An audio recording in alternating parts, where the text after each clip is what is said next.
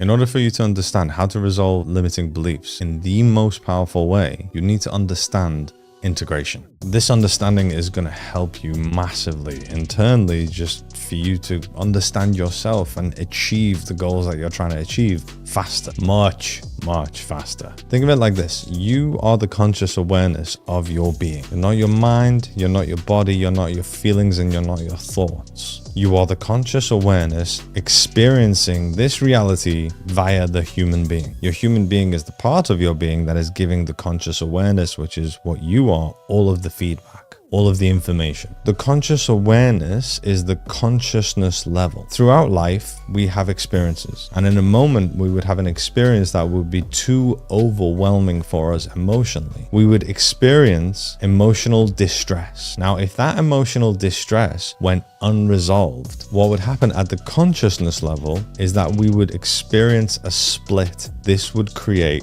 other parts of ourselves. The reason we do this is because this is how we keep ourselves safe. If I'm having an experience where it's too overwhelming for me emotionally, the way that I keep myself safe is by suppressing the part of myself that is having that emotional experience that is too overwhelming. If it's too overwhelming for me to handle, I'll just put it somewhere that I don't need to handle. And another way of saying that is that I am unaware of. But it's all happening in my inner world. It's not like I can go put it in the closet. So the place we put it is our subconscious. The subconscious is the part of yourself that you are unaware of. The parts of yourself that are firing off on their own. Your subconscious are where all your habitual behaviors are. All the words that you're understanding right now that I'm telling you, you're not consciously thinking about what each word means because the understanding of them all are coming from your subconscious. All parts of yourself have personalities, their own personalities, their own behaviors, their own thoughts, how they feel, and their own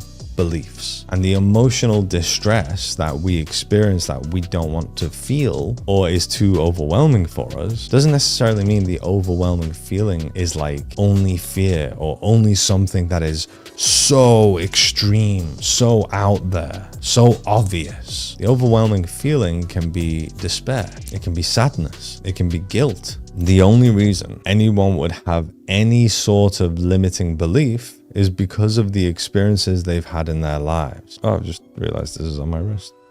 So let me give you an example. Let's say as a child, you try and throw a basketball in a basketball hoop. Obviously the hoop is much taller than you, so you can't slam dunk it. You're just trying to throw it in. And let's say you never get it in. You always continuously miss. You hardly even ever get it up high enough to reach the hoop. Now the environment you are in plays a huge role in your experience. Let's say you're around people that don't cheer you on. You're around people that continuously only talk about your failings, continuously only talk about you not being able to do it, you not being able to get the ball in the hoop. So they will keep saying, oh, you're not good enough, or it's too hard, you shouldn't try anymore, you're not tall enough, you need to be taller before you can get it in the hoop, you need to be older before you can get it in the hoop, it's just too hard. Now the experiences you're having in that moment bring certain emotional distress. The emotional distress can be despair, feeling powerless to achieve what you are trying to achieve. And because you are in a certain environment,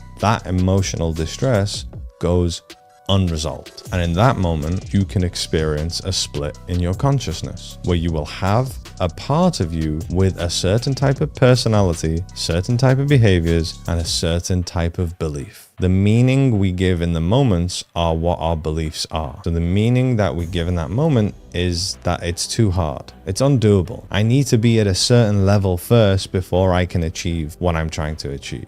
I can't do it. And the reason I can't do it is because I'm not good enough. I'm not able to. Other people can, but I can't. These thoughts that are the meanings that we give are the beliefs that this part of ourselves now believes. And because the emotional distress, which is despair that has been unresolved, is overwhelming for us, the way we protect ourselves from that emotional distress, because we don't have the tools or ability to give resolution to that distress. So what we do is we put that somewhere we are not consciously aware of, which is our subconscious. But remember, being in your subconscious doesn't mean like it's in the closet in the other bedroom. It's with you wherever you go, whatever you experience, whatever you do in life. So now you have an unconscious limiting belief about yourself in regards to not just getting the ball in the hoop, but achieving things, being able to achieve something that may be hard, that may take you a long time to do. You have beliefs about yourself and that you're not good enough to be able to achieve that. You're not worthy enough to be able to work towards achieving your goals. Now let's talk about